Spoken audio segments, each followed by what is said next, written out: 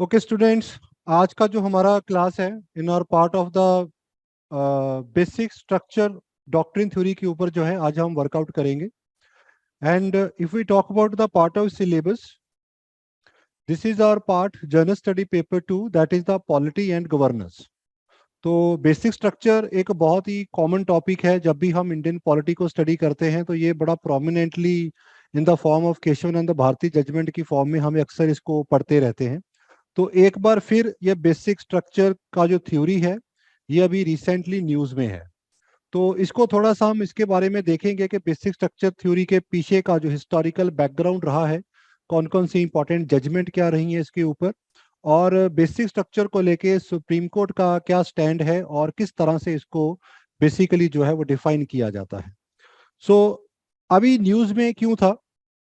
क्योंकि in the recent time our Vice President Jagdeep Dhankar, he was saying that there is a clear-cut demarcation of separation of power between the executive as well as judiciary. But somehow, judiciary is overstepping and entering into the domain of parliament in the matter of the lawmaking, जिसको लेके कहा था। अब अगर देखा जाए तो separation of power between executive and judiciary, it is a part of the basic structure of the constitution also. Along with it, the another issue that is related to the judiciary is the appointment of judges. This appointment of judges is in the recent time, if we read in the newspaper, it is a part of the some controversial statements also, where the judiciary as well as the government they are blaming on the each other up to some extent. If we go for the law ministry, and recently the law minister has written a letter also to the judiciary के भाई जो आपकी collegium है जिसके अंदर appointment की जाती है जजेस की, उसके अंदर गवर्नमेंट का भी एक मेंबर होना चाहिए। अभी रिसेंटली उनके द्वारा भी एक लेटर ऐसा लिखा गया है। और इससे पहले अगर देखा जाए तो नेशनल जुडिशियल अकाउंटेबिलिटी कमीशन जो था, ये गवर्नमेंट के द्वारा प्रपोज किया गया था, बनाया भी गया था, लेकिन सुप्रीम कोर्ट ने इसको अनकॉन्स्टिट्यूशन डिक्लेयर कर दिया गया था, क्योंकि उनका मानना था कि independence of judiciary is the basic structure of the constitution, और एनजैक जो है it is the clear cut violation of the basic structure of the theory, जिसके नीचे उन्होंने इसको अल्ट्रा वायलेट डिक्लेयर कर दिया गया। तो इसलिए ये न्यूज अभी दोबारा यहाँ पे चल रही है, क्योंकि इसका क्रिटिसिज्म ये भी आता है कि judiciary by using the principle of basic जो स्ट्रक्चर का जो थ्योरी है उसका यूज करके बहुत सारे जो लेजिस्लेशन है उसको अनकॉन्स्टिट्यूशनल या उसको जो है अल्ट्रा वाइड डिक्लेयर कर रही है। अब what is basic structure and what is not basic structure, it is not defined in the constitution, then who define it? It is basically defined by the Supreme Court. So approximately 20 ऐसी हमारे constitution की feature है, for example, जिसको कि basic structure के doctrine में define किया जा चुका है, और केस टू केस जो है जुडिशरी इसको डिफाइन करती है कि आगे किस तरह से इसको जो है वो बेसिक स्ट्रक्चर में इसको देखा जाएगा या नहीं देखा जाएगा। अब इसके अंदर जो पूरा केस आता है यहाँ पे, ठीक है, बेसिक स्ट्रक्चर जो है it is basically a form of judicial review. अगर जुडिशियल रिव्यू की बात की जाती है तो ये जुडिशियल रिव्यू का पावर कोर्ट को कौन देता है? This power is given to the court by the constitution itself, क्योंकि हमारे कॉन्स्टिट्यूशन का जो आर्टिकल 13 है, आर्टिकल 13 जो है इट क्लियरली डिफाइन कि जो कॉन्स्टिट्यूशन के अंदर अगर कोई वायलेशन, अगर किसी तरह का, अगर कोई गवर्नमेंट ऐसा लॉ बनाती है which violate the provision of constitution, तो सुप्रीम कोर्ट जो है उसको अनकॉन्स्टिट्यूशन डिक्लेयर कर सकती है। अब इसको लेके भी ये था कि जो आर्टिकल 13 के नीचे जो टर्म लॉ है उसका मतलब क्या है, whether the term law means any law and legislation और ordinary law pass by the parliament और स्टेट लेजिस्लेचर, जहां टर्म लॉ का मतलब है amendment that has to be made in the constitution itself. तो इसको भी सुप्रीम कोर्ट ने आगे कुछ अपनी जजमेंट के अंदर इस टर्म को भी आगे डिफाइन किया है। तो ये टर्म के मीडियम से ही जो सुप्रीम कोर्ट है आर्टिकल 13 के नीचे वो किसी भी लॉ या एग्जेक्टिव ऑर्डर का जुडिशियल रिव्यू कर सकती है। अब प्रेजेंटली यहाँ पे केस जो है ये केशव नंद भारती जजमेंट का केस है। इसकी थोड़ी सी ब्रीफ हिस्ट्री ये है, 1963 में केरला की जो गवर्नमेंट थी उन्होंने एक लैंड रिफॉर्म के लिए एक उन्होंने एक अपना लॉ निकाला जिसके नीचे उन्होंने लैंड प्रॉपर्टी को अक्वायर किया था। उसके नीचे केरला जो थी उनका मेन ये था कि state has certain social and economic objective to achieve. वो सोशल और इकोनॉमिक ऑब्जेक्टिव जो हैं they are clearly defined in the preamble also as well as in the directive principle of state policy also. तो उनको implement करने के लिए the state government और द सेंट्रल गवर्नमेंट जो है they can acquire the property also. तो उसको जो प्रॉपर्टी जो मठ थी उसकी प्रॉपर्टी को अक्वायर किया जा रहा था, तो तब जो मठ के उस समय हेड थे केशव नंदा, उनके द्वारा इसको चैलेंज किया गया। So that is why this case is between the Kesavananda Bharati as against the state of Kerala. उसके बाद ये केस जो था आगे सुप्रीम कोर्ट में यहाँ पे आया। सुप्रीम कोर्ट ने 13 जज का एक बेंच बैठा इसको देखने के लिए कि भाई राइट टू प्रॉपर्टी जो है वो किस सेंस में उसको डिफाइन किया जाएगा, whether it's a part of the fundamental right और ना, और उससे भी बड़ी चीज कि क्या पार्लियामेंट के पास राइट है कि वो किसी भी कॉन्स्टिट्यूशन की प्रोविजन को जो है वो अमेंड कर सकती है या नहीं कर सकती। ठीक है, तो जिसके नीचे ये जजमेंट दिया गया इसके नीचे एक चीज क्लियर कर दी गई केशव भारती जजमेंट केस के अंदर कि जो पार्लियामेंट है it has the power to amend any provision of the constitution, कर सकते हैं, बट बेसिक स्ट्रक्चर को जो है वो उसको नहीं कर सकते हैं। बेसिक स्ट्रक्चर को वायलेट नहीं किया जा सकता। जैसे मैंने बताया basic structure is not defined in the constitution, वो सुप्रीम कोर्ट जो है उसको डिफाइन करते। तो इससे दो चीजें क्लियर हो गई। एक तो ये है कि पार्लियामेंट जो है वो अपना कॉन्स्टिट्यूशन को अमेंड करना चाहती है, any provision they can do it, ठीक है, लेकिन उस अमेंडमेंट को भी चैलेंज किया जा सकता है under the power of the judicial review of the supreme court here. ठीक है, तो अब बेसिक स्ट्रक्चर जो है इसको लेके ही यहाँ पे सबसे ज्यादा ये एक रहता है, क्योंकि जो क्रिटिक्स हैं उनका मानना है कि भाई ये जो एक डॉक्ट्रिन दे दिया गया है it is basically unchallenge power in the hand of the court that they can challenge any law और any act that has been made by the supreme court या made by the parliament at that time. तो इसके लेके जो है ये doctrine जो है अभी इसको किया जा रहा है। अब इसकी अगर हम पुरानी अगर इसमें जाते हैं टसल में जाते हैं तो इसकी देखेंगे कि 1970 में तो जुडिशरी और पार्लियामेंट के बीच में एक बहुत बड़ी टसल रही है। The parliament will bring its own amendment in the constitution, bring on the law, और सुप्रीम कोर्ट जो है उसको अपने तरीके से नल एंड वाइड डिक्लेयर कर रही थी। लेकिन इसकी शुरुआत कहाँ से होती है? अब जब हमारे फंडामेंटल राइट बनाए गए तो उस समय हमारा जो fundamental right right to property था, it was also declared a fundamental right and it has been defined under article 19 clause 1 and sub clause f। इसके नीचे right to property was declared a fundamental right। along with it article 31 also talk about the right to property along with the way it can be acquired। तो इसके नीचे अब fundamental right तो बन गया, और उस समय हमारे जो उस समय जब इंडिपेंडेंस हुई हमारी तो कॉन्स्टिट्यूशन बनाया गया, तो उस समय जो मेजर क्वेश्चन था that was the land reform.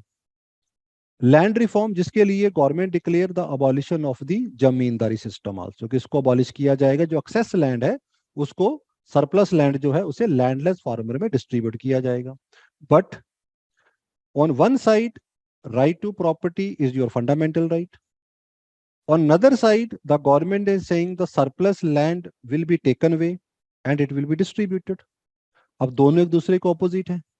Suppose if I have a surplus land and I have right to property also, तो मेरी मेरी मर्जी के बिना मेरी प्रॉपर्टी कैसे ली जा सकती है? नहीं ली जा सकती। इसी चीज को लेके जो गवर्नमेंट थी उन्होंने कॉन्स्टिट्यूशन के अंदर अपना पहला अमेंडमेंट जो था वो यहाँ पे किया, जिसके नीचे आर्टिकल 31A और 31B जो था वो क्रिएट किया गया। 31B के नीचे हमारे कॉन्स्टिट्यूशन में एक नया शेड्यूल ऐड कर दिया गया, जिसका नाम था 9th schedule. Basically 9th schedule के अंदर पार्लियामेंट का जो चीजें ऐड की गई कि to abolish the zamindari system, ये मेन टारगेट था 9th शेड्यूल का। जितने भी लैंड रिफॉर्म लॉ थे, चाहे वो सेंटर के थे चाहे वो स्टेट के थे, they could be put into 9th schedule, और अगर वो लॉ, जो भी लॉ 9th शेड्यूल के अंदर डाल दिया गया, the court has no power to challenge the validity of those law under the term judicial review given under article 13 there. तो वो इम्यून हो गए, they cannot be challenge. तो स्टेट लेजिस्लेशन और रिफॉर्म के लिए, इस चीज को प्रोटेक्ट करने के लिए 9th शेड्यूल जो था वो यहाँ पे क्रिएट कर दिया गया, ताकि जो लैंड रिफॉर्म है इनको आगे कंटिन्यू किया जा सके।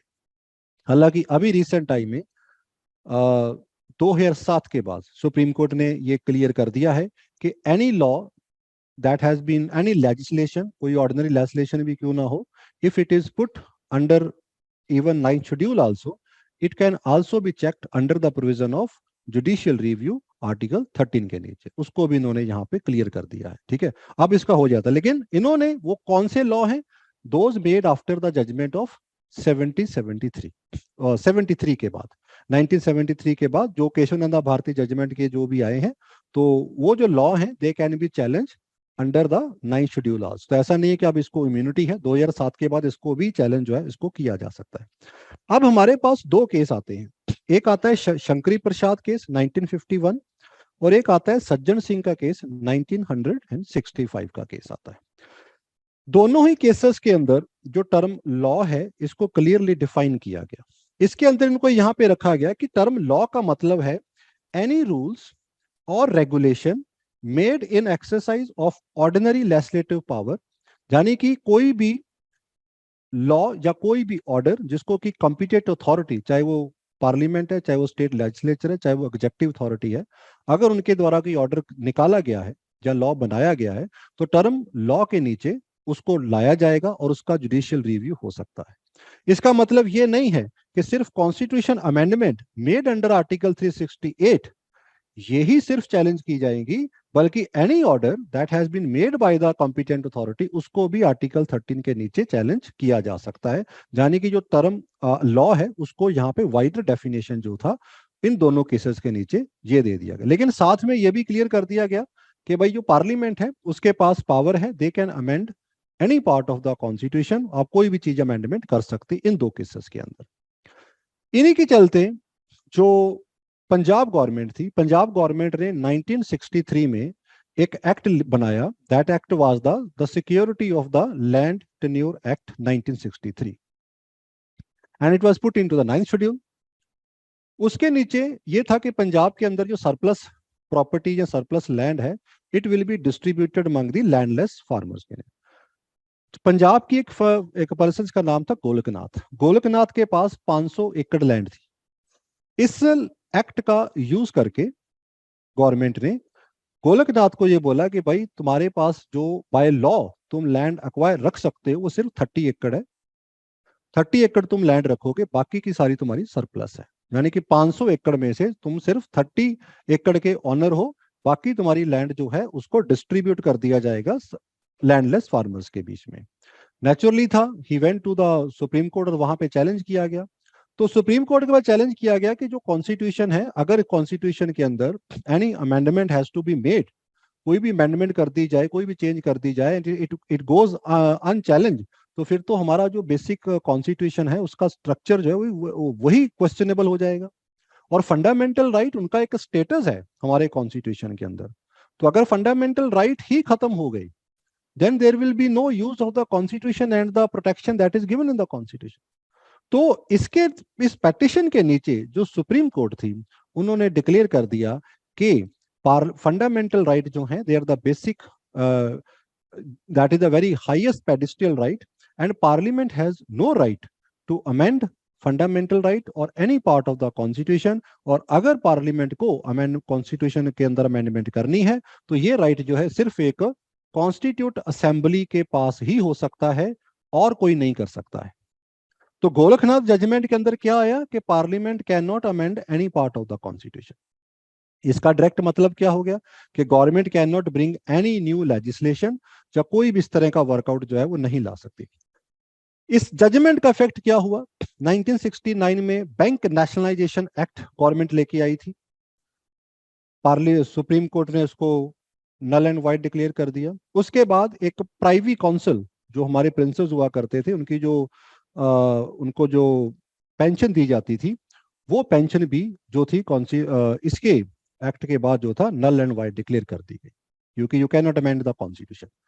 अब ये एक नया चैलेंज गवर्नमेंट के सामने खड़ा हो गया, क्योंकि all of a sudden they can not do anything, they can not make any changes in the constitution, they can not bring any new law, खास करके जहां पे प्रॉपर्टी राइट जो है वो वायलेट हो रहे हैं। But the parliament can not question the judgment given by the supreme court, but they can bring the new law, they can bring the new amendment. So what they did, in response to Golaknath case, the parliament passed two major amendment, and one was the 24th constitution amendment, another one was 25th constitution amendment.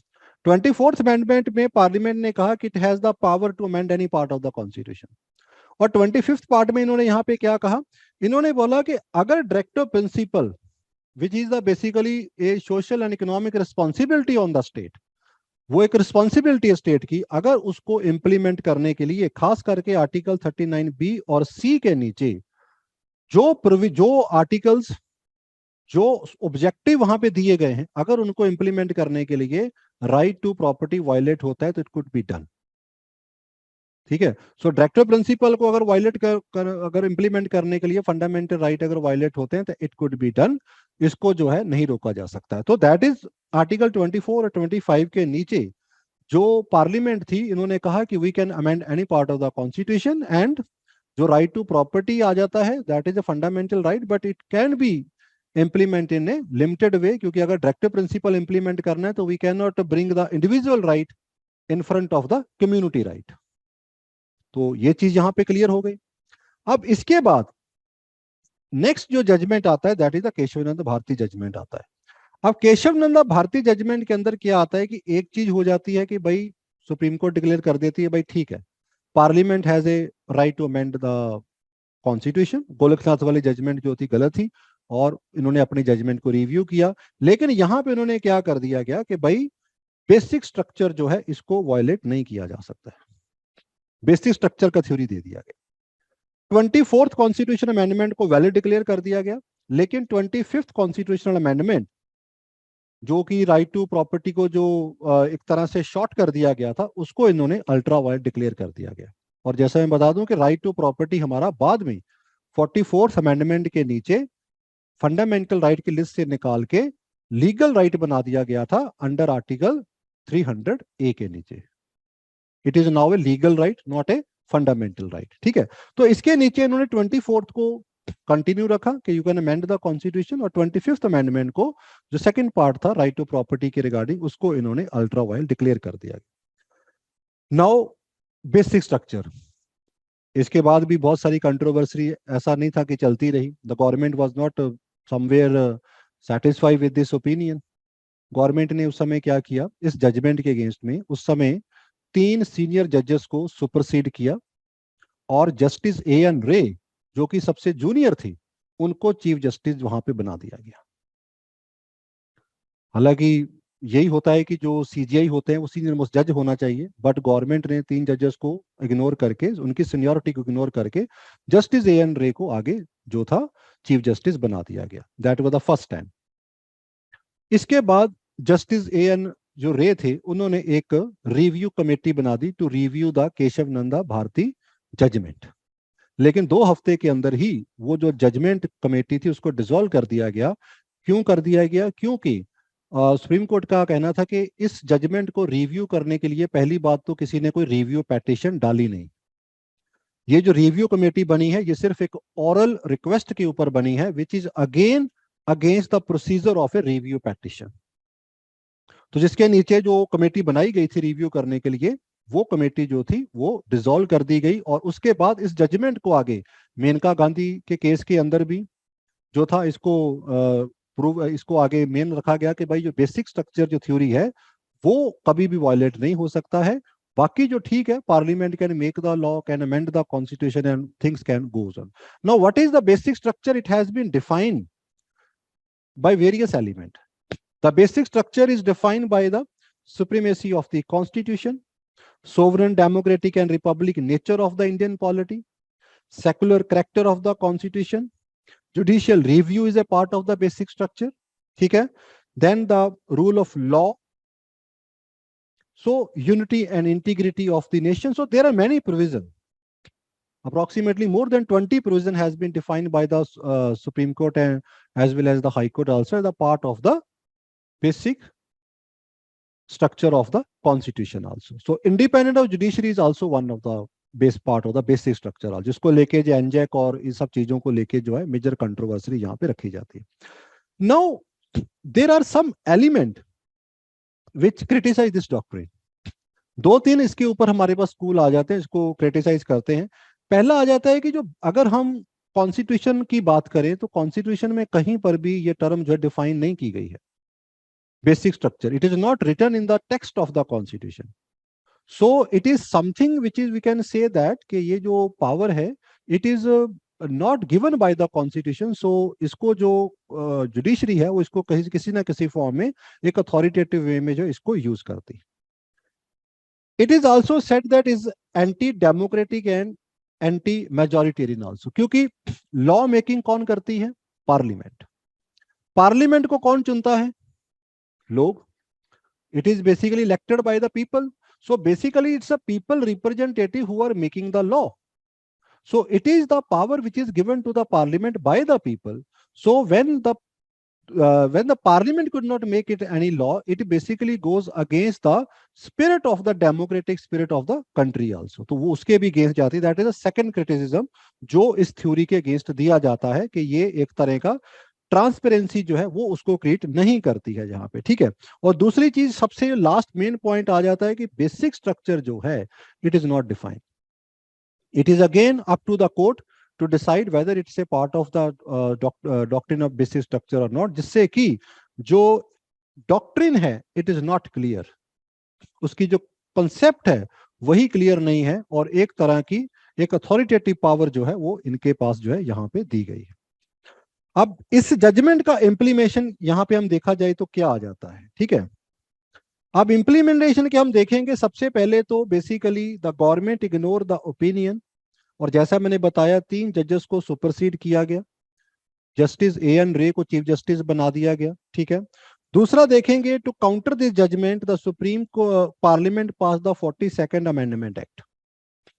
42nd amendment act भी 1976 में की गई थी और इस act के medium से बहुत सारी कॉन्स्टिट्यूशन की प्रोविजन थी उसको अमेंड किया गया था. हम पॉलिटी में से मिनी कॉन्स्टिट्यूशन की फॉर्म में भी पढ़ते हैं. That was also the counter act of the parliament to against this Kesavananda Bharati judgment case के अंदर भी यहाँ पे.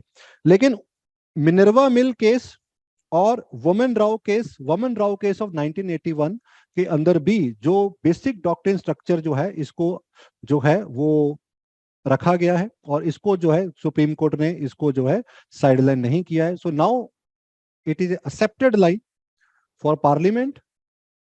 they can amend the constitution, they can make the law, but that power is not absolute power. That power is challengeable in the court under the judicial review. And second thing, on the part of the judiciary cannot stop parliament to make the law. They can do it, but during the law making procedure, Supreme Court cannot enter into the parliament domain. But once the law is made and somebody approach the Supreme Court under Article 32, it can be challenged there here. So this is a small topic defining the concept of the basic structure also. और इसको लेके you have 2 questions जिसको लेके आप थोड़ा सोच सकते हैं और इसके ऊपर अपने व्यूज जो है अपना राइट जो है उसको राइट डाउन कर सकते हैं. Basic structure doctrine ensure that the state does not circumvent foundational principle of the constitution. Critically comment. दूसरा क्वेश्चन है the basic structure doctrine was evolved from just a philosophy. It was just a part of the philosophy but that scarcely means it does not exist with in the constitution. तो दोनों का ही आपका एक opinion यहाँ पे बन जाता है. One is for the parliament perspective, another is from the judiciary perspective. So you can read more over this topic because it was part of your current affair and recently it is going on in the news also. And you can read something more about it and you can write your opinion over this part. ठीक है जी. So this is the topic for today. Thank you very much.